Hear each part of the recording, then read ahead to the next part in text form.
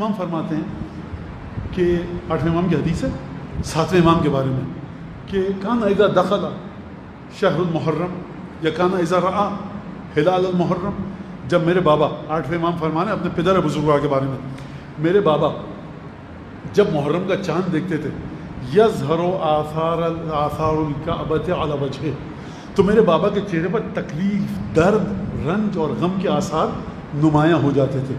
فَإِذَا كَانَ الْعَاشِرُ مِنَ الْمُحَرَّمِ، اور جب 10واں دن آتا تھا محرم کا تو کان یوم حزنہ و مصیبتہ و بکائہ، 10ویں محرم جب آتی تھی تو میرے بابا کی مصیبت، بکا، حزن اور ماتم کا دن ہوتا تھا۔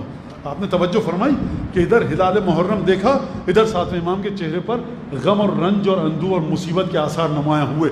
یعنی اگر اس سے پہلے بھی یہی آثار ہوتے غم کے تو 8ویں امام یہ حدیث بیان نہ فرماتے۔ اس حدیث کا مطلب یہ ہے کہ ذی الحج کی 29ویں تاریخ تک 7ویں امام کا چہرہ حشاش و بشاش ہوتا تھا موقع کی مناسبتوں کے حوالے سے، لیکن ادھر چاند دیکھا محرم کا، ادھر امام کے چہرے پر وَكَانَ لَا يُرَى ضَاحِكًا، اور پورے کے پورے ایام محرم میں، ایام اعظم میں میرے بابا کو کسی نے ہنستے ہوئے نہیں دیکھا محرم کے ایام میں۔ لہٰذا یہ ایک بہت بڑی غلطی ہے کہ ہم یہ کہیں کہ صاحب محرم تو سارا سال ہے، امام حسین پورے سال ہیں، امام حسین پورے سال ہیں، لیکن غم حسین پہلی محرم سے شروع ہو کر 8 ربیع الاول کو ختم ہو جاتا ہے۔ اس کی وجہ کیا ہے؟ میں نے جو پوری زحمت کی آپ کے سامنے اور آپ کو زحمت دی کہ کسی چیز کا داخل ہونا اور کسی چیز کا خارج ہونا۔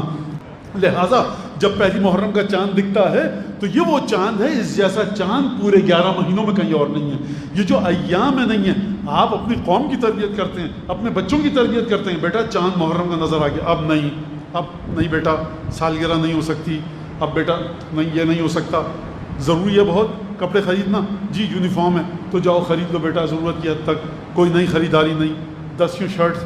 اچھا یہ میں بات کر رہا ہوں اس زمانے کی جب محرم ایسا ہوتا تھا، اب تو سرکار سیلیبریٹی شو ہے، یہ مجھے کہنے دیجیے آپ، اور خیر بات بہت لمبی ہو جائے گی۔ آخری چیز بچی ہے آپ کے پاس عزاداری، کچھ نہیں ہے اس کے بعد، اگر یہ چھن گئی تو۔ عزاداری کا مطلب یہ نہیں ماتم کرنا، سینہ زنی، امام باڑے میں آ جانا، اس پورے کے پورے آداب اور رسوم کے ساتھ جو آپ کو پنجتن سے ملا ہے اس کا نام ہے عزاداری۔ لہذا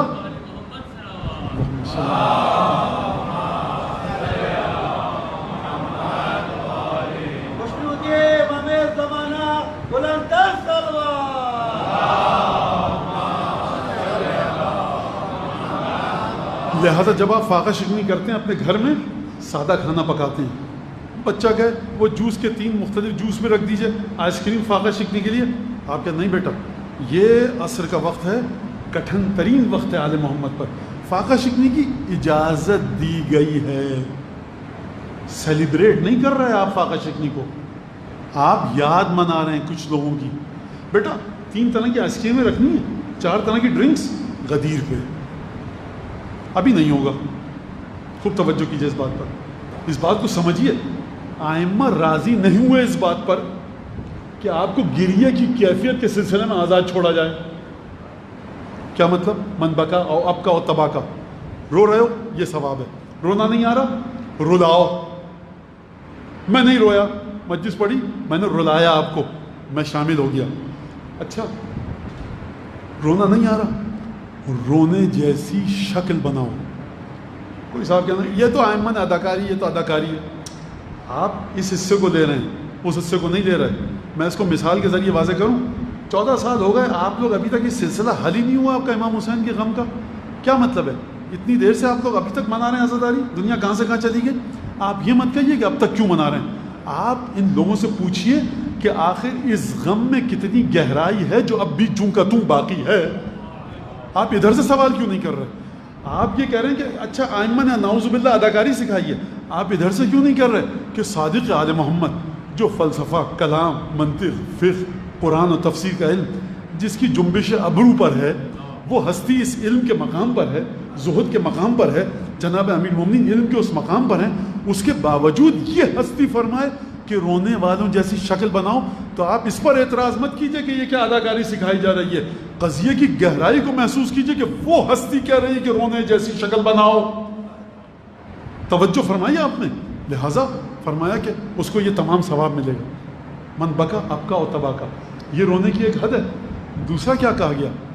رحم اللہ وجوہ تغیرت من اجل الحسین. چھٹے امام، خدا ان چہروں پر رحمت نازل کرے کہ جو حسین کی وجہ سے متغیر ہیں. کیا مطلب؟ اس جملے کی حدود کہاں تک ہیں؟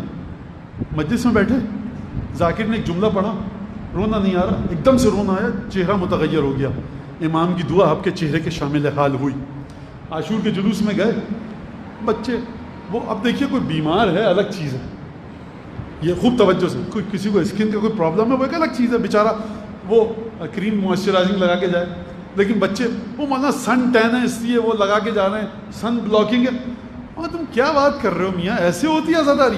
جاؤ جا کے اتنے نازک ہو تو بیٹھو اپنے گھر میں اماں کے پاس اپنے. یہ عزاداری امام حسین صاحب السلام کی، یہاں پر فیشن شو نہیں ہے.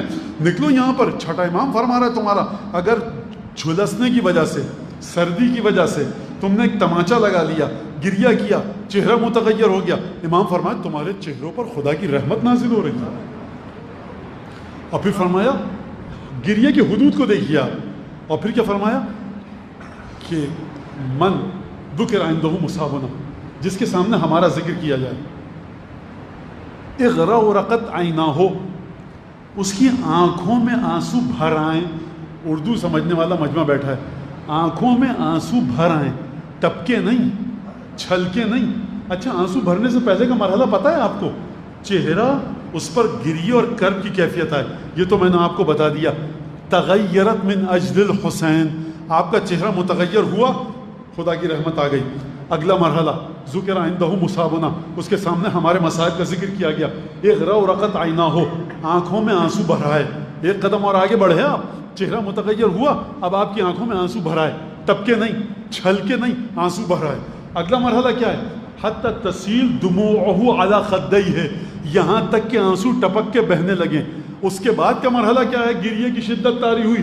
اللہم ارحم الصرخۃ التي خرجت لنا، خدایا گریے کے دوران اس چیخ پر رحم فرما کہ جو ہماری یاد میں نکلے.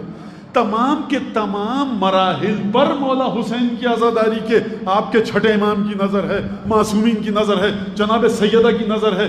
یعنی آپ کے غم، کرب، اندو، حزن اور ملال کی کسی کیفیت کو آپ کے چھٹے امام نے خالی نہیں جانے دیا. یہ ہے استقبال محرم، یہ ہے سید الشہداء. اور ائمہ اہل بیت پر، اہل بیت کے مصائب پر گریہ کرنے کی فضیلت، اس کا اجر اور ثواب روایت میں ہمارے پاس. بہت سے گناہ ایسے ہیں جتنا صدقہ خیرات کر لیجئے معاف نہیں ہوتے، مگر یہ کہ حسین ابن علی پر گریہ کرو. درود بھیجے مولا حسین کی بارگاہ میں.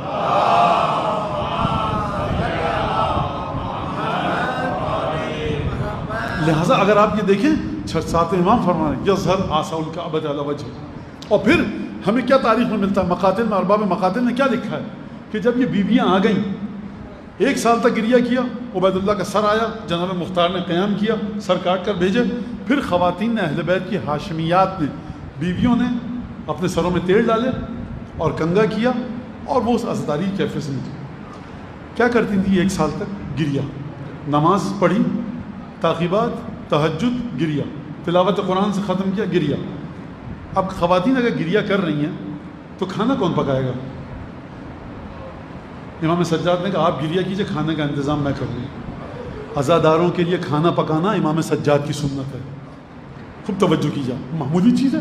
امام سجاد یہ اپنا رسول عبادتیں کیجئے جا کر. آپ کہا کہ آپ گریہ کیجئے، کھانا میں آپ کے لیے پکاؤں گا. آپ سمجھ رہے ہیں کہ کتنا یہ شدید مرحلہ ہے. جناب رباب 1 سال تک دھوپ میں بیٹھی ہیں. اچھا امام سجاد کون ہے؟ امام وقت ہیں، حکم دے سکتے ہیں اپنی مادر گرامی کو؟ نہیں حکم دیا. یعنی کیا مطلب؟ یعنی اجازت دی جا رہی ہے کہ واقعہ کربلا کو جس طرح سے غم اور حزن کی کیفیت کے ساتھ منانا ہے. پہلی محرم ریان ابن شبیب، دیکھیں میری طرف سے کوئی پابندی نہیں ہے. کہا ابھی فضائل کی منزل ہے، مصائب کی مجھے خود نہیں پتا یہ مصائب پڑھ رہا ہوں یا میں فضائل پڑھ رہا ہوں. جی چاہ رہا گریہ کیجیے، جی نہیں چاہ رہا گریہ مت کیجیے. غور سے سنیے، وہ امام حسین کی مجلس ہے، آزاد ہے.